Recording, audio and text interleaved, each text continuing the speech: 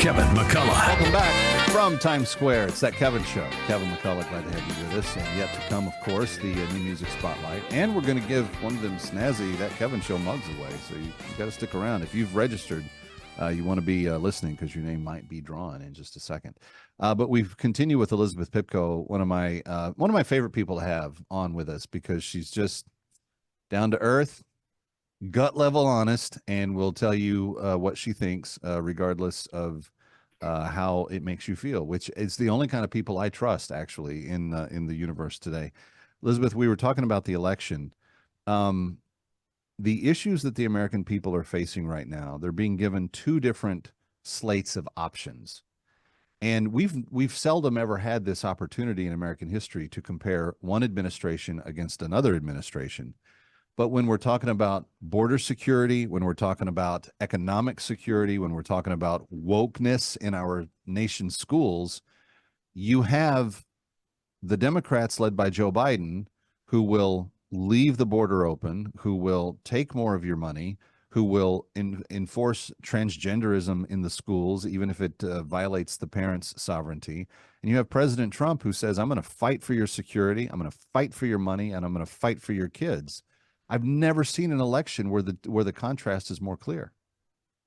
That's exactly right. I think the contrast is blatant. It's going to be fully on display in a couple of days now, actually, when we watch that debate on the 27th. I think the American people deserve to see that contrast because right now, all they've been getting of both candidates, by the way, is kind of the media's caricature and what they want us to believe. So I'm very excited for the American people to see that contrast. It's going to look very different actually from what we saw in 2020, because I think Joe Biden's decline is evident.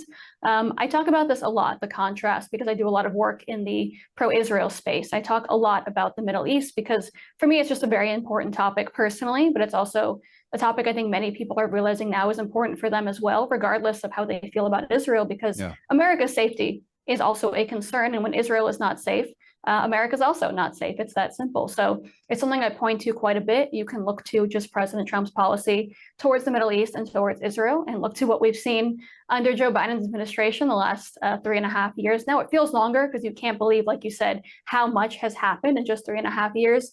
But look at the world, look at what's happened in the Middle East, look at everything that we were warned about under Donald Trump, and yet none of that happened. We saw nothing but peace through strength, as he says all the time. And I wish people would compare more and stop focusing on their emotions and start focusing on the direct comparison of facts that we have before us now as we compare 4 years of Donald Trump and nearly 4 years of Joe Biden. Yeah, no, there's no doubt. Let's stay on Israel for a second, because as a descendant of Soviet Jews, you have a lot writing on this, as does actually the world, but a lot of people would like to try to deny that. You're seeing Israel increasingly having to take care of its own priorities. We did give them some intelligence that helped with the recent rescue of the 4 hostages. But again, Hamas comes out with their ministry of disinformation and says that, that 250 people died in the raid. At this point, I mean, even though Netanyahu's opponent in the coalition government has resigned, is removing himself from that coalition, it seems to me the Knesset is still very much all intact. So if you have a united Israeli parliament that have said, this is our priority, we're going to do it. Is it your thinking, and I'm not asking you to speak on behalf of the GOP in this question, but is it your thinking personally that Israel will see the complete destruction of Hamas all the way through and make sure that they finish the job? 100%. So for Israel right now, it's simple. We can talk about the war, we can talk about specifics, but for them, it's about getting their hostages back and dismantling Hamas. That means Hamas having any capability of governing or for their military wing to operate. It's that simple. We have to make sure that is dismantled. We have to support them, by the way, as Americans, as they do that, because it is a very basic, fundamental American value to stand against terrorism. Hamas is a U.S. designated terrorist group.